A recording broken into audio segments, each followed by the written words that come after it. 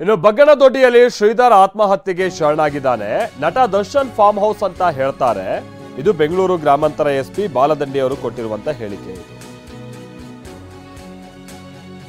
ಈಗ ಪೊಲೀಸರು ಇದ್ರ ಬಗ್ಗೆ ಗಮನ ಕೊಟ್ಟಂಗೆ ಕಂಡು ಬರ್ತಾ ಇದೆ. ಅದು ಈ ಪ್ರಕರಣ ಯಾವುದು ಈ ಆರ್ ಆರ್ ನಗರದ ಪ್ರಕರಣ ಬಹಳ ಗಂಭೀರತೆಯನ್ನು ಪಡೆದುಕೊಂಡಂತ ನಂತರದಲ್ಲಿ ಈ ಅವ್ರದ್ದು ಅಂತ ಹೇಳಲಾಗ್ತಾ ಇದೆ. ನೋಡ್ತೀವಿ, ಪರಿಶೀಲನೆ ಮಾಡ್ತೀವಿ ಅಂತ ಎಸ್ ಪಿ ಹೇಳ್ತಾ ಇದ್ದಾರೆ. ಡೆತ್ ನೋಟ್ನಲ್ಲಿ ಯಾರೂ ಕಾರಣ ಅಲ್ಲ ಅಂತ ಆತ ಹೇಳಿದ್ದಾನೆ. ಒಂಟಿತನದಲ್ಲಿ ಸಾಯ್ತಾ ಇದ್ದೀನಿ ಅಂತಲೂ ಕೂಡ ಹೇಳಿದ್ದಾನೆ. ಯಾರಿಗೂ ತೊಂದರೆ ಕೊಡಬೇಡಿ ಅಂತಲೂ ಹೇಳಿದ್ದಾನೆ. ಮರಣೋತ್ತರ ವರದಿಯ ಗಮನ ಕೊಟ್ಟಂತ ಸಂದರ್ಭದಲ್ಲಿ ಪಾಯ್ಸನಿಂಗ್ ಅನ್ನುವಂಥದ್ದು ಗೊತ್ತಾಗಿದೆ. ಆದರೆ FSL ವರದಿ ಬರಬೇಕು ಅಂತ ಎಸ್ ಪಿ ಬಾಲದಂಡಿ ಅವರು ಹೇಳಿದ್ದಾರೆ. ಮಲ್ಲಿಕಾರ್ಜುನ್ ಬಾಲದಂಡಿ 2 ತಿಂಗಳ ಹಿಂದೆ ಆನೇಕಲ್ ಠಾಣಾ ವ್ಯಾಪ್ತಿಯ ಬಗ್ಗನದೊಡ್ಡಿ ಅಂಥೇಳಿ ಅಲ್ಲಿ ದುರ್ಗಾ ಕನ್ಸ್ಟ್ರಕ್ಷನ್ ಅಂಥೇಳಿ ಅವರಿಗೆ ಸೇರಿದೆ ಎನ್ನಲಾದ, ಅದು ದರ್ಶನ್ ಅವರಿಗೆ ಸೇರಿದೆ ಅಂತೇಳಿ ಹೇಳ್ತಾರೆ.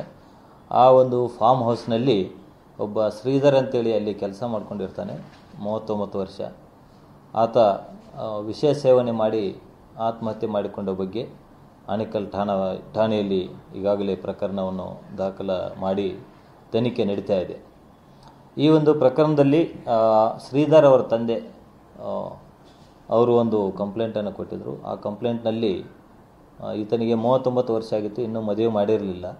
ಹಿಂದೆ ಯಾವುದೋ ಒಂದು ಹುಡುಗಿಯ ವಿಚಾರಕ್ಕೆ ಈತ ನಮ್ಮ ಜೊತೆ ಜಗಳ ಮಾಡಿಕೊಂಡಿದ್ದ. ಅದಾದಮೇಲೆ ನಮ್ಮ ಜೊತೆ ಸರಿಯಾಗಿ ಮಾತಾಡ್ತಾ ಇರಲಿಲ್ಲ. ಇಲ್ಲಿ ಕೆಲಸಕ್ಕೆ ಹೋಗ್ತಾ ಇದ್ದ ಅನ್ನೋದ್ರ ಬಗ್ಗೆ ಮಾಹಿತಿಯನ್ನು ಕೊಟ್ಟಿದ್ದಾರೆ.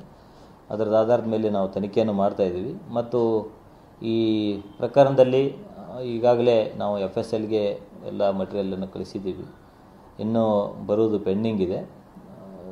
ಇದರಲ್ಲಿ ಒಂದು ಡೆತ್ ನೋಟ್ ಸಹಿತ ಸಿಕ್ಕಿದೆ. ಆ ಒಂದು ಡೆತ್ ನೋಟಲ್ಲಿ ಆತ ತನ್ನ ಸಾವಿಗೆ ಯಾರೂ ಕಾರಣರಲ್ಲ, ಇದಕ್ಕೆ ತನ್ನ ಒಂಟಿತನದಿಂದ ತಾನು ಸಾಯ್ತಾ ಇದ್ದೀನಿ, ದಯವಿಟ್ಟು ಪೊಲೀಸರು ಯಾರಿಗೆ ತೊಂದರೆ ಕೊಡಬಾರ್ದು ಅಂತೇಳಿ ಬರೆದಿದ್ದಾನೆ. ಅದರ ಜೊತೆಗೆ ಒಂದು ವಿಡಿಯೋ ಸಹಿತ ಸಿಕ್ಕಿದೆ.